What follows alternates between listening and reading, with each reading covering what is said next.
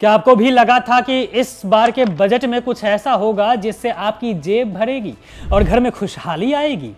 क्या आपको लगा था कि अमृतकाल का अमृत अब गरीबों की प्याली तक भी पहुंचेगा?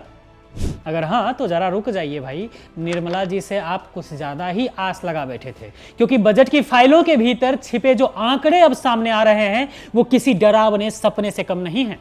ये बजट खुशहाली का नहीं बल्कि गरीबों, दलितों और पिछड़ों के हक पर डकैती डालने का एक नया दस्तावेज है। और यह हकीकत जब आप सुनेंगे तो मोदी सरकार के सबका साथ सबका विकास वाले नारे से आपका भरोसा उठ ही जाएगा, जो पहले से ही उठ चुका है।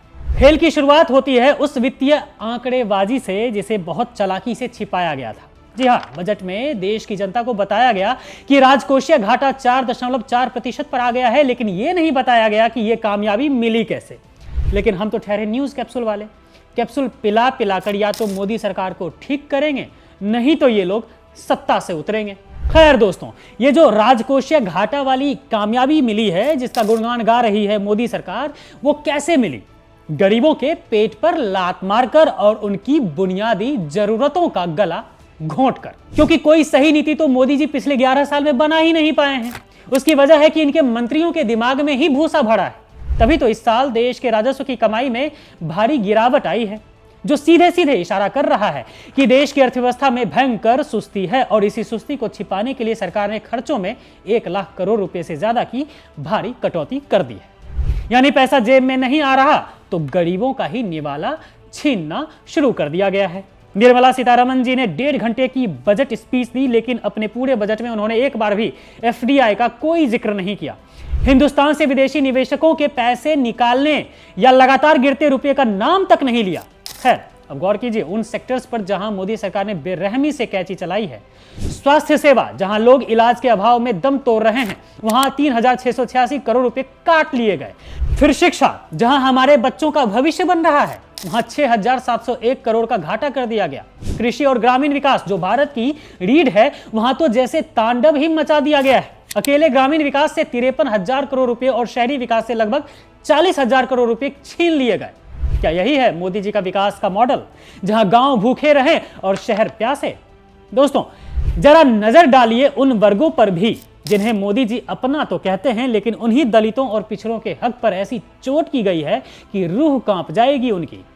पीएम अनुसूचित जाति अभ्युदय योजना में 890 करोड़ की कटौती, ओबीसी और पिछड़े वर्गों की छात्रवृत्ति में 690 करोड़ की चपत और आदिवासियों के विकास कार्यक्रमों से 1559 करोड़ रुपए छीन लिए गए। क्या मोदी जी चाहते हैं कि इन वर्गों के बच्चे कभी बराबरी पर आ ही ना पाए? यही नहीं, जल जीवन मिशन, जिससे साफ पानी का वादा किया गया था, वहां 50,000 करोड़ का फंड काट दिया गया।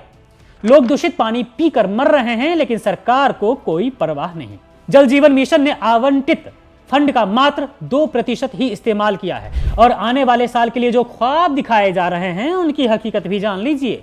खाद्य सुरक्षा, यूरिया सब्सिडी, गरीबों के लिए एलपीजी योजना और फसल बीमा तक का बजट कम कर दिया गया है। यहां तक कि देश की सुरक्षा को भी नहीं बख्शा गया है।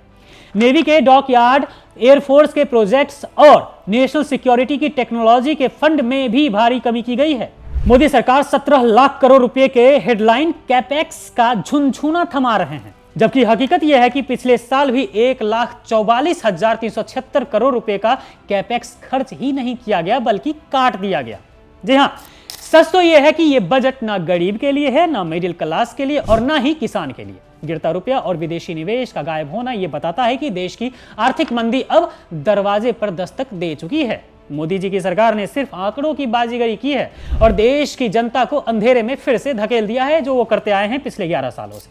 और कुछ नहीं है इस बार के बजट में। हालांकि 2014 के बाद से था ही क्या।